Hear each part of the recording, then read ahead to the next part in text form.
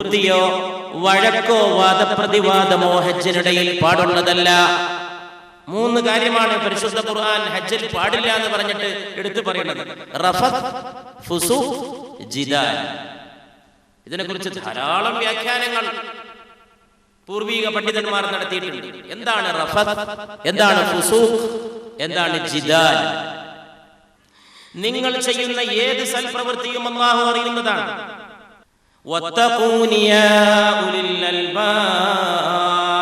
ബുദ്ധിശാലികളെ, നിങ്ങൾ എന്നെ സൂക്ഷിച്ച് ജീവിക്കുക. ഹജ്ജിനെ പറ്റി പറഞ്ഞിട്ട് അല്ലാഹു പറയാണ്, ബുദ്ധിശാലികളെ, ബുദ്ധിയുള്ളവരെ, വിവേകമുള്ളവരെ, എന്നെ സൂക്ഷിച്ചോളി, എന്നെ സൂക്ഷിച്ചോളി. അതിനാണ് ഈ ഹജ്ജ്. ഈ ഹജ്ജെല്ലാം അതിനാണ്. ഈ ആരാധനാകർമ്മങ്ങൾ മുഴുവൻ അതിനാണ്. റഫത്ത് പാടില്ല, സംസർഗം പാടില്ല, ഫുസൂഖ് പാടില്ല, ജിദാല് പാടില്ല, മ്ലേച്ഛമായ പ്രവൃത്തിയില്ല, മ്ലേച്ഛമായ സംസാരങ്ങളില്ല.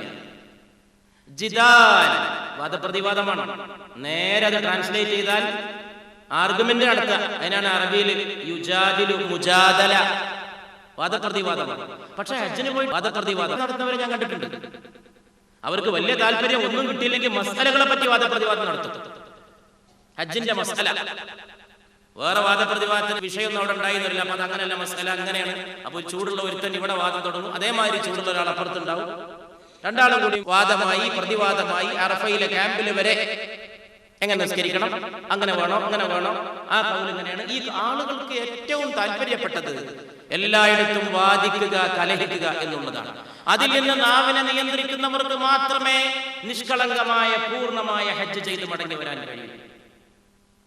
നാട്ടിലെ രാഷ്ട്രീയം, നാട്ടിലെ പ്രശ്നങ്ങൾ, നാട്ടിലെ ഭിന്നിപ്പ്, നാട്ടിലെ മതസംഘടനകൾക്കിടയിലെ പരസ്പരമുള്ള അഭിപ്രായ വ്യത്യാസങ്ങൾ, ഇതൊക്കെ ഹജ്ജിന് പോയിട്ട് ക്യാമ്പുകളിൽ ഇരുന്നുകൊണ്ട് ചർച്ച ചെയ്യുന്നത് കൊണ്ട് മലയാളികളെ കാണാത്ത ഒരു സ്ഥലത്തേക്ക് അല്ലാഹുവേ നയിക്കണമേ എന്ന് ചില ഹാജിമാർ ദുആ ചെയ്ത അനുഭവങ്ങൾ ഞാൻ കേട്ടിട്ടുണ്ട്. പഠിച്ചവനെ, മലയാളികളെ കാണാൻ ഇടവരുത്തരുത്.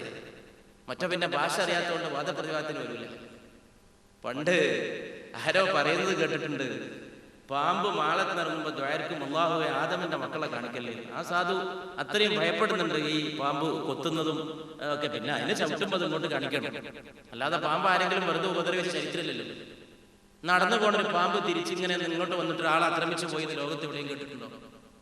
ഒന്ന് അങ്ങോട്ട് ചവിട്ടി, അല്ലെങ്കിൽ അതിനെന്തെങ്കിലും ഒരു ഉപദ്രവം ഉണ്ടായി, അല്ലെങ്കിൽ അതിന് തോന്നി, അതിന്റെ മേലെ എന്തെങ്കിലും ഒന്ന് വന്ന് വീണു, അതിനെ സ്പർശിച്ചു, അപ്പോൾ തന്നെ തിരിച്ചടിച്ചു.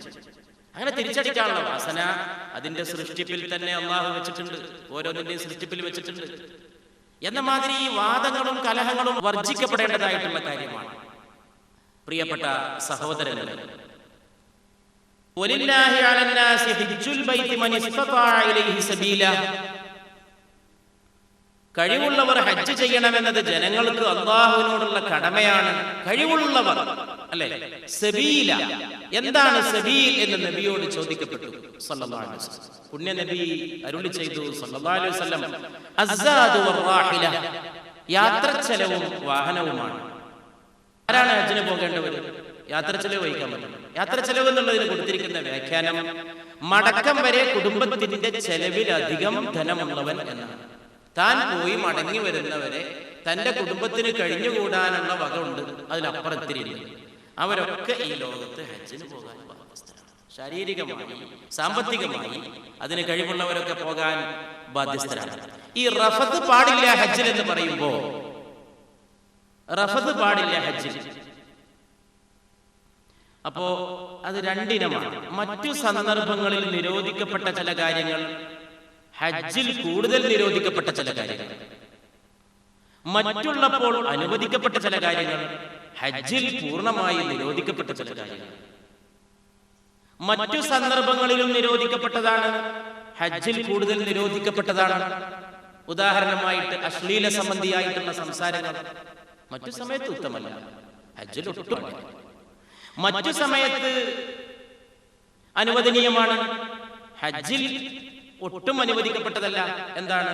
സ്വന്തം ഭാര്യയുമായിട്ട് എന്തെങ്കിലും സ്വകാര്യ സംഭാഷണം നടത്തുക, അതിനൊരു പുരുഷന് മറ്റു സന്ദർഭത്തിൽ നിരോധനമില്ല.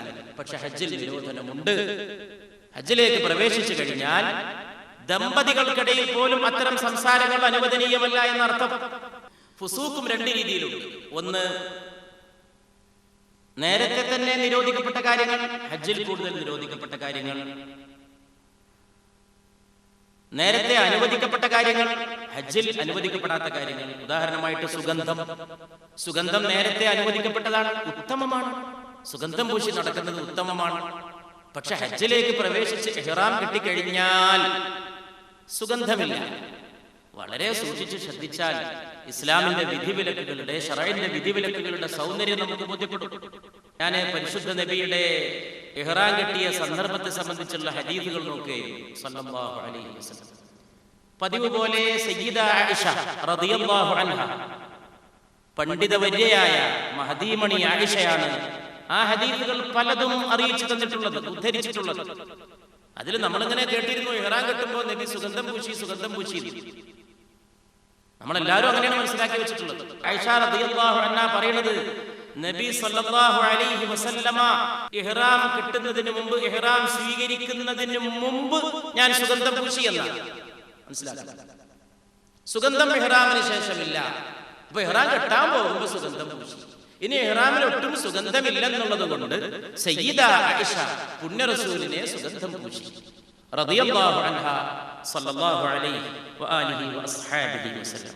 ജിദാലാകട്ടെ ഹജ്ജിൽ പൂർണ്ണമായി വർജ്യമാണ്. വാദപ്രതിവാദം, തർക്കങ്ങൾ, കലഹങ്ങൾ, അങ്ങോട്ടും ഇങ്ങോട്ടും തർക്കിക്കുക എന്ത് കാര്യത്തിന്റെ പേരിലാണെങ്കിലും.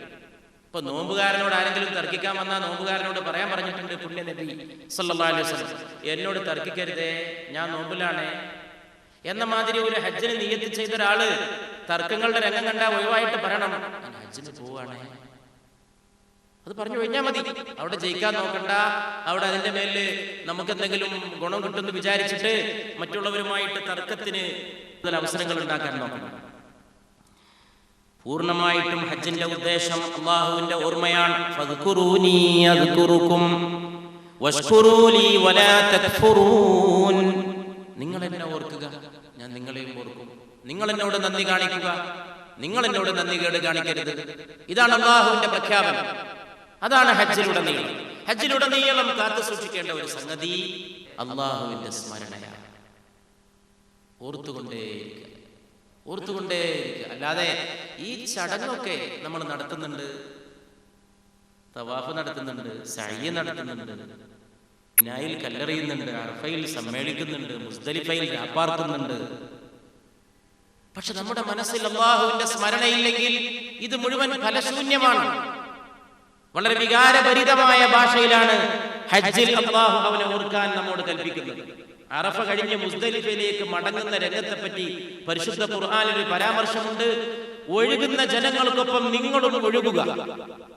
അല്ലാഹു പറയുകയാണ്, 1500 കൊല്ലം മുമ്പ് അവതരിപ്പിക്കപ്പെട്ട പരിശുദ്ധ ഖുർആനിൽ ഒഴുകുന്ന ജനങ്ങളോടൊപ്പം, പ്രവാഹമായിട്ട് ജനപ്രവാഹത്തോടൊപ്പം നിങ്ങളും പ്രവഹിക്കുക. ഖുർആന്റെ ആ ആയത്തിന്റെ കഷ്ണത്തിന്റെ ഇഅ്ജാസ്, പരിശുദ്ധ ഖുർആന്റെ ആ ഒരു മുഅ്ജിസത്ത് നിങ്ങൾക്ക് അറഫയിൽ വെച്ച് ബോധ്യപ്പെടും ഇൻഷാ അല്ലാഹ്. പോകാനല്ല പറഞ്ഞത്, നടക്കാനല്ല പറഞ്ഞത്, ഒഴുകുന്ന ജനപ്രവാഹത്തോടൊപ്പം ഒഴുകിക്കൊള്ളുവിൻ. ഒഴുകാനേ കഴിയുള്ളൂ, പോകാൻ കഴിയില്ല, നടക്കാൻ കഴിയില്ല. ലക്ഷക്കണക്കിന് ആളുകൾ ഒന്നിച്ച് റോട്ടിലൂടെ നീങ്ങുമ്പോൾ എന്താ സംഭവിക്കുക? അറഫയിൽ നിന്ന് വൈകുന്നേരം സൂര്യൻ അസ്തമിച്ചിട്ട് മുസ്ദലിഫയിലേക്ക് രാപ്പാർക്കാൻ പോവാണ്. മുസ്ദലിഫയിലേക്ക് രാപ്പാർക്കാൻ പോകുമ്പോ വാഹനങ്ങളുടെ ക്യൂ ആണ്. ക്ഷമിച്ചിരിക്കല്ലാതെ ഒരു നിവൃത്തിയില്ല. സുന്ദരമായിട്ട് ക്ഷമിച്ചിരിക്കാൻ സാധിക്കും. അപ്പോ കാരണം അറഫയിൽ നിന്ന് ക്ഷീണമൊക്കെ കഴിഞ്ഞിട്ട് വണ്ടിയിലങ്ങോട്ട് കിടക്കാം. വണ്ടി ഇങ്ങനെ ഉറുമ്പ് അരിക്കുന്ന മാതിരി ഇങ്ങനെ ആയിരിക്കും. 1 ഇഞ്ച് പോകും, അവിടെ തന്നെ കിടക്കും. 1 ഇഞ്ച് പോകും, അവിടെ തന്നെ കിടക്കും. പിന്നെ അങ്ങ് നീങ്ങി മുസ്ദലിഫയിൽ നേരത്തെ എത്തും. ബുദ്ധിമുട്ടൊന്നും ഉണ്ടാവില്ല. അതൊരു അത്ഭുതമാണ്. എങ്ങനെ എത്തുന്നെന്ന് ചോദിച്ചാൽ അതൊക്കെ അങ്ങ് നടക്കും. ഈ ലക്ഷക്കണക്കിന് ആളുകൾ സൗകര്യമായിട്ട് ഒട്ടും വൈകാതെ തന്നെ മുസ്ദലിഫയിൽ രാത്രി താമസിക്കാൻ എത്തിച്ചേരും. അങ്ങനെ ഒഴുകുന്നവരോടൊപ്പം നിങ്ങളും ഒഴുകുക എന്ന് പറയുന്നിടത്ത് അല്ലാഹു തആല പറയുന്നൊരു വാക്കുണ്ട്, നിങ്ങൾ എന്നെ ഓർക്കണം, നിങ്ങളുടെ പിതാക്കളെ ഓർക്കുന്ന പോലെ ഓർക്കണം. സ്നേഹമുള്ള ഒരു പിതാവിനെ എത്രയായാലും മനുഷ്യൻ മറക്കൂല. മരിച്ചുപോയി കൊല്ലങ്ങൾ കഴിഞ്ഞാലും മറക്കൂല. അല്ലാഹു അവർക്കൊക്കെ മഗ്ഫിറത്ത് ചെയ്യുമാറാകട്ടെ.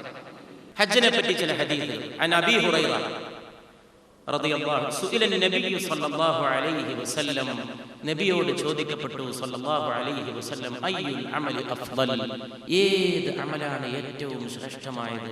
ഖാൽ, അവിടുന്ന് പറഞ്ഞു സല്ലല്ലാഹു അലൈഹി വസല്ലം, അൽ ഈമാനു ബില്ലാഹി വറസൂലിഹി, അല്ലാഹുവിലും അവന്റെ റസൂലിലും വിശ്വസിക്കലാണ്.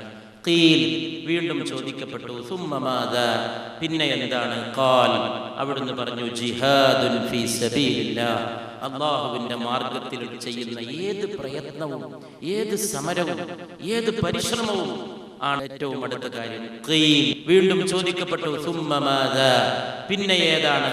ഖാൽ, അവിടുന്ന് പറഞ്ഞു, ഹജ്ജുൻ മബ്റൂർ, ഏറ്റവും പുണ്യമാക്കപ്പെട്ട സ്വീകരിക്കപ്പെട്ട ഹജ്ജാണ് എന്ന് ബുഖാരി മുസ്ലിമിൽ വന്നിട്ടുള്ള ഹദീസിലൂടെ നമ്മൾ പഠിക്കുന്നു. മറ്റൊരു ഹദീസാണ് ആയിഷ ഉമ്മുൽ മുഅ്മിനീൻ, മുഅ്മിനുകളുടെ മാതാവായ സയ്യിദ ആയിഷയിൽ നിന്ന് റളിയല്ലാഹു അൻഹ അന്നഹാ ഖാലത്, ആയിഷ റളിയല്ലാഹു അൻഹ പറയുന്നു, യാ റസൂലല്ലാഹ്, അവർ റസൂലിനോട് ചോദിച്ചു, അല്ലാഹുവിന്റെ റസൂലേ, തറൽ ജിഹാദ് അഫ്ദലൽ അമൽ, കർമ്മങ്ങളിൽ വെച്ച് ഏറ്റവും ശ്രേഷ്ഠമായിട്ട് അങ്ങ് കാണുന്നത് ദൈവമാർഗത്തിലെ സമരമാണല്ലോ റസൂലേ സല്ലല്ലാഹു അലൈഹി വസല്ലം. അഫലാ നുജാഹിദ്, പെണ്ണുങ്ങളായ ഞങ്ങളും സമരത്തിനും കഠിന പ്രയത്നങ്ങൾക്കും പുറപ്പെടണമോ? ഖാൽ, പുണ്യ നബി പറഞ്ഞു സല്ലല്ലാഹു അലൈഹി വസല്ലം, അഫ്ദലുൽ ജിഹാദി ഹജ്ജുൻ മബ്റൂർ, അല്ലാഹുവിന്റെ മാർഗത്തിൽ ചെയ്യുന്ന പരിശ്രമങ്ങളിൽ ഏറ്റവും ശ്രേഷ്ഠമാക്കപ്പെട്ടത് മബ്റൂറായ ഹജ്ജാണ്. മുത്തഫഖുൻ അലൈഹി, ബുഖാരി മുസ്ലിമിൽ വന്നിട്ടുള്ള ഹദീസാണ്. അൻ അബീ ഹുറൈറ റളിയല്ലാഹു അൻഹു, നബി സല്ലല്ലാഹു അലൈഹി വസല്ലം പറഞ്ഞു, യാ അയ്യുഹൻ നാസ് ഖദ് ഫറദല്ലാഹു അലൈക്കുമുൽ ഹജ്ജ്, ഏ ജനങ്ങളെ, അല്ലാഹു നിങ്ങളുടെ മേൽ ഹജ്ജ് നിർബന്ധമാക്കിയിരിക്കുന്നു. ഫഹജ്ജൂ, അതുകൊണ്ട് നിങ്ങൾ ഹജ്ജ് നിർവഹിച്ചു കൊള്ളുവിൻ എന്ന് പുണ്യ നബി മുസ്തഫ സല്ലല്ലാഹു അലൈഹി വസല്ലം. അബീ ഹുറൈറത അൻ നബി സല്ലല്ലാഹു അലൈഹി വആലിഹി വഅസ്ഹാബിഹി വസല്ലം ഖാൽ, നബി സല്ലല്ലാഹു അലൈഹി വസല്ലം പറഞ്ഞു, ജിഹാദുൽ കബീരി വസ്സഗീരി വദ്ദഈഫി വൽമർഅത്തിൽ ഹജ്ജ് വൽ ഉംറ, വലിയവരുടെയും ചെറിയവരുടെയും അവശരായ ആളുകളുടെയും സ്ത്രീകളുടെയും പുണ്യസമരം എന്ന് പറയുന്നത് ഹജ്ജും ഉംറയുമാണ്. സദഖ റസൂലുൽ കരീം സല്ലല്ലാഹു അലൈഹി വസല്ലം. ഹജ്ജിന്റെ പ്രതിഫലമാണ് നബി ഹുറൈറ ഖാല ഖാല നബി സല്ലല്ലാഹു അലൈഹി വസല്ലം, അൽ ഹജ്ജുൽ മബ്റൂർ ലൈസ ലഹു ജസാഉൻ ഇല്ലൽ ജന്നah, മബ്റൂറായ ഹജ്ജിന് സ്വർഗ്ഗമല്ലാതെ മറ്റൊരു പ്രതിഫലമേ ഇല്ല എന്ന് പുണ്യ റസൂൽ മുസ്തഫ സല്ലല്ലാഹു. ഏത് ഹജ്ജാ പറയണത്? ഹജ്ജുൽ മബ്റൂർ.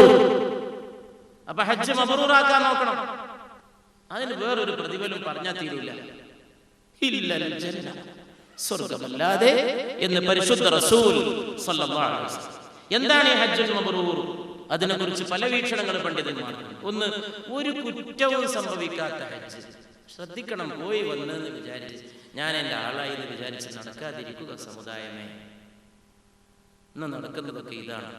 ഞാൻ ചെയ്തു, പേരിൻ്റെ കൂടെ ഒരു ലേബിളുമായി, ആജീനൊരു അറിയപ്പെടാനൊരു പേരുമായി, നമ്മൾ പോയി, നമ്മൾ വന്നു, അങ്ങനെയൊന്നും റസൂൽ പറഞ്ഞിട്ടില്ല. മബ്റൂറുൻ മബ്റൂറുൻ മബ്റൂർ എന്ന് ആവർത്തിച്ച് പറയുകയാണ്.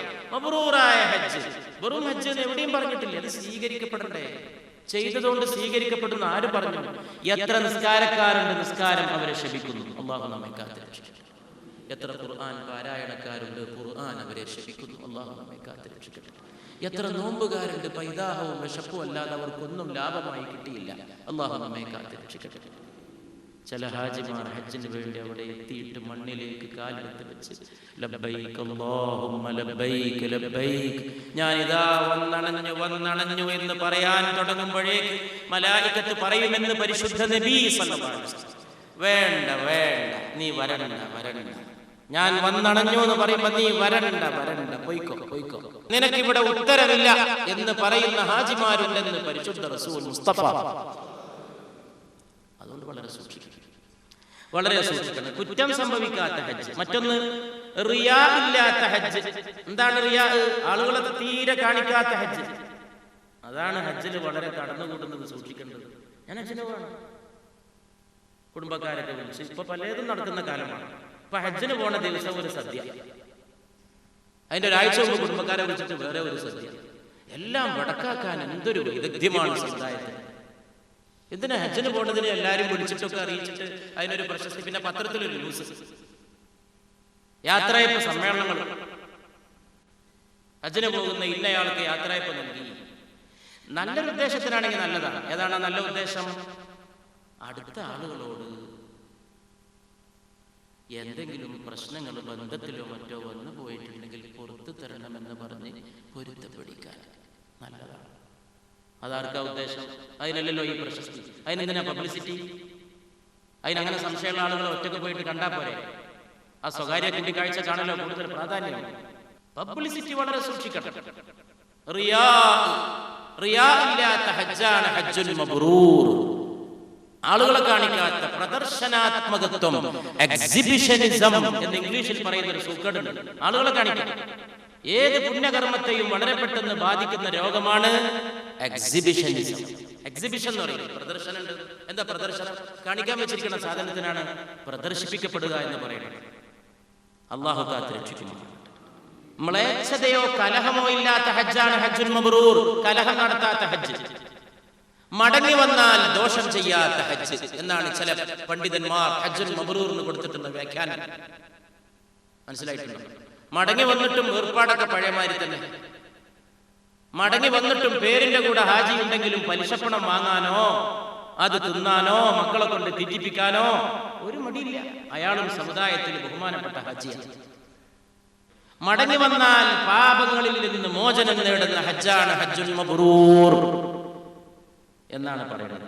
ഹസൻ ബസരി റഹ്മത്തുള്ളാഹി പൂർവിക പണ്ഡിതന്മാരിൽപ്പെട്ടവരാണ്. അവർ ഹജ്ജുൽ മബ്റൂറിന് കൊടുത്തിട്ടുള്ള അർത്ഥം ദുന്യാവിനോട് വിരക്തിയും ആഖിറത്തിനോട് പ്രതിപത്തിയും ഉണ്ടാക്കുന്ന ഹജ്ജ് എന്നാണ്.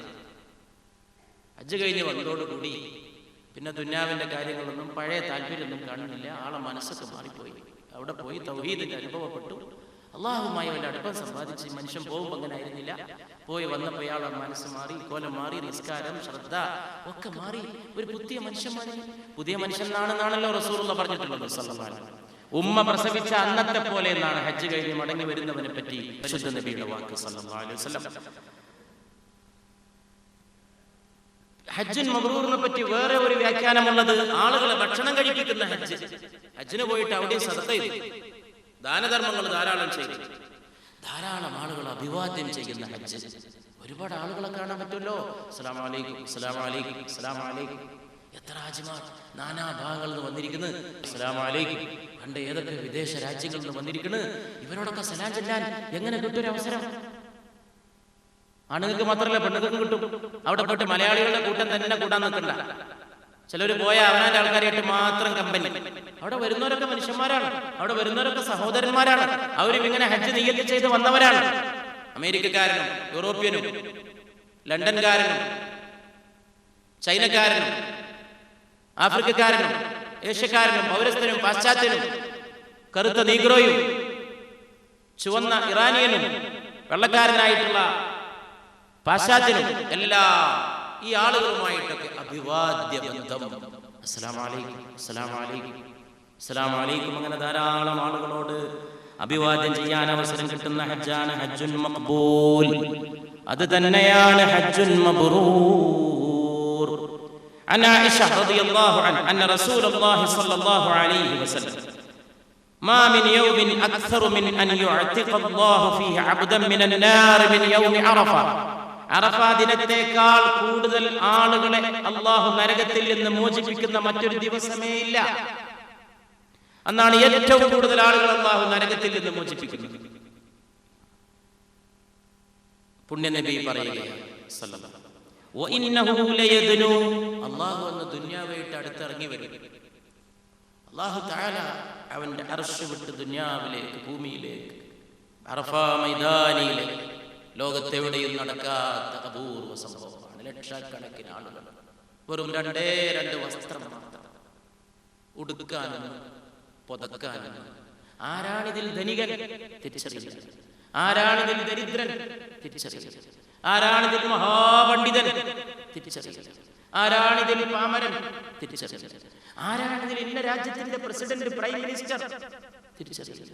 ആരാണിതിൽ അയാളുടെ വീട്ടിൽ ക്ലാസ് കഴിയുന്ന വേലക്കാരൻ? തിരിച്ചറിയില്ല. ഒരേ വേഷം, ഒരേ നടപ്പ്, ഒരേ മന്ത്രം, ലബ്ബൈക അല്ലാഹുമ്മ ലബ്ബൈക ലബ്ബൈക ലാ ശരീക ലക ഇന്നൽ ഹംദ വന്നിഅമത ലക വൽ മുൽക് ലാ ശരീക ലക. ഞാനിതാ വന്നണഞ്ഞു അല്ലാഹുവേ, ഞാനിതാ വന്നണഞ്ഞു. നിനക്ക് പങ്കുകാരേയില്ല. സകല സ്തുതിയും അധീശാധികാരവും അനുഗ്രഹങ്ങളും നിനക്കുള്ളതാണ്. നിനക്ക് പങ്കുകാരേയില്ല. ഞാനിതാ വന്നണഞ്ഞു. ആരാന്ന് തിരിച്ചറിയാൻ കഴിയില്ല. എല്ലാവരും ഒരു അടിമയുടെ വേഷത്തിൽ, എല്ലാവരും ഒരു സാധാരണക്കാരന്റെ വേഷത്തിൽ. 2 മുണ്ട് മാത്രം.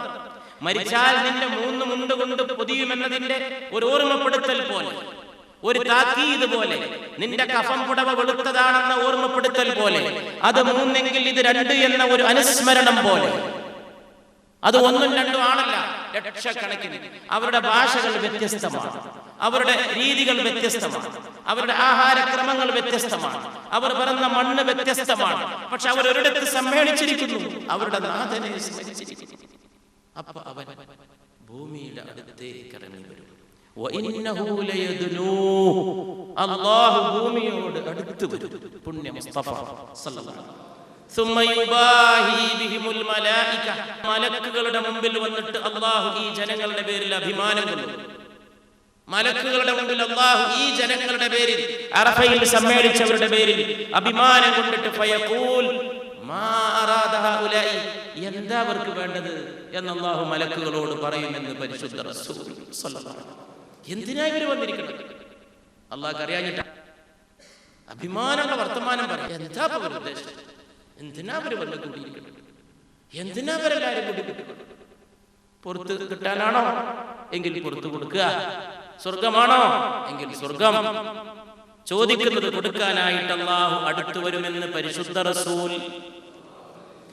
അൻ അബീ ഹുറൈറ റളിയല്ലാഹു അൻഹു ഖാൽ ഖാല റസൂലുള്ളാഹി സ്വല്ലല്ലാഹു അലൈഹി വസല്ലം, നബി സ്വല്ലല്ലാഹു അലൈഹി വസല്ലം പ്രസ്താവിച്ചിരിക്കുന്നു, ഫമൻ ഹജ്ജ ലില്ലാഹ് ഫലം യർഫുദ് വലം യഫ്സുഖ്, റഫസും ഫുസൂഖും ഇല്ലാതെ ആരെങ്കിലും ഹജ്ജ് ചെയ്താൽ റജഅ കയൗമിൻ വലദതുഹു ഉമ്മുഹു, അവന്റെ ഉമ്മ അവനെ പ്രസവിച്ച ദിവസത്തെ പോലെയാണ് അവൻ ആ ഹജ്ജ് കഴിഞ്ഞ് മടങ്ങിയെത്തുന്നത്. ബുഖാരി മുസ്ലിം. ഹജ്ജിൽ ഏത് ദോഷങ്ങളാ പൊറുക്കപ്പെടുക? ചെറുദോഷങ്ങളും വലിയ ദോഷങ്ങളും പൊറുക്കപ്പെടുമെന്നാണ് അതിനെക്കുറിച്ച് നൽകപ്പെട്ടിട്ടുള്ള വ്യാഖ്യാനം. അൻ അബീ ശമാസ, അല്പം ദീർഘമായ ഒരു ഹദീസാണ്, വികാരോജ്വലമായിട്ടുള്ള ഒരു ഹദീസാണ്. അൻ ഇബ്നു ശമാസ റളിയല്ലാഹു അൻഹു ഖാൽ, അദ്ദേഹം പറയാണ്, ഹദർന അംർ ഇബ്നുൽ ആസ് വഹുവ ഫീ സിയാഖത്തിൽ മൗത്ത്. അംർ ഇബ്നുൽ ആസ് പ്രസിദ്ധനായ സഹാബിയാണ്. മസ്ർ, ഈജിപ്ത് കീഴടക്കിയ ആളാണ്. പ്രസിദ്ധനായിട്ടുള്ള സഹാബിയാണ് അംർ ഇബ്നുൽ ആസ് റളിയല്ലാഹു അൻഹു. നബി സല്ലല്ലാഹു അലൈഹി വസല്ലമക്ക് വളരെ ബന്ധമുണ്ടായിരുന്ന സഹാബിയാണ്, അടുപ്പുണ്ടായിരുന്ന സഹാബിയാണ്. ഈ സഹാബി നിര്യാണം പ്രാപിക്കാൻ പോകുന്ന സമയത്ത്, മരിക്കാൻ പോകുന്ന നേരത്ത് ഞങ്ങൾ അദ്ദേഹത്തിന്റെ അടുക്കലെത്തി. ഫബകാ തവീല, അപ്പോൾ അംർ ഇബ്നുൽ ആസ് ഒരുപാട് നേരം കരഞ്ഞു. വഖാൽ, എന്നിട്ട് പറഞ്ഞു, ഫലമ്മാ ജഅലല്ലാഹുൽ ഇസ്ലാമ ഫീ ഖൽബി, ഞാൻ ഇസ്ലാം സ്വീകരിക്കുന്നതിന് മുമ്പുള്ള ജീവിതം അദ്ദേഹം ഓർത്തുകൊണ്ട് പറഞ്ഞു, ഞാൻ സ്വീകരിക്കുന്നതിന് മുമ്പുള്ള കാലഘട്ടം കഴിഞ്ഞ് എൻ്റെ ഖൽബിലേക്ക് അല്ലാഹു ഇസ്ലാമിനെ പ്രവേശിപ്പിച്ചപ്പോൾ അതൈതു നബിയ സല്ലല്ലാഹു അലൈഹി വസല്ലം, ഞാൻ നബിയുടെ അടുക്കലെത്തി. ഫഖുൽതു, ഞാൻ പറഞ്ഞു, യാ റസൂലല്ലാഹ് സല്ലല്ലാഹു അലൈഹി വസല്ലം, അബ്സുത് യമീനക ലിയുബായിഅക, അങ്ങയുടെ വലത്തെ കൈ നീട്ടിയാലും ഞാൻ അങ്ങയുടെ കൈ പിടിച്ച് ഉടമ്പടി ചെയ്തോട്ടെ എന്ന് ചോദിച്ചു. ഫബസത യദഹു, അപ്പോൾ നബി സല്ലല്ലാഹു അലൈഹി വസല്ലം അവിടുത്തെ കൈ നീട്ടി. ഫഖബൽതു യദി, അപ്പോൾ എൻ്റെ കൈ ഞാൻ പിൻവലിച്ചു. ഫഖാൽ, അപ്പോൾ അവിടുന്ന് ചോദിച്ചു, മാലക യാ അംർ, അംർ എന്ത് പറ്റി? നീട്ടിയ കൈ പിൻവലിച്ച് കണ്ടപ്പോൾ അവിടുന്ന് ചോദിച്ചു, മാലക യാ അംർ. അംർ ഇബ്നുൽ ആസിനോട് ചോദിച്ചു, എന്ത് പറ്റി? ഖാൽ, അപ്പോൾ ഞാൻ പറഞ്ഞു, അറദ്തു അൻ അഷ്തറിത്, ഒരു വ്യവസ്ഥ വെക്കാൻ ഞാൻ ആഗ്രഹിക്കുന്നുണ്ട് അങ്ങയുടെ കൈ പിടിച്ചോടമ്പടി ചെയ്യുമ്പോൾ. ഖാൽ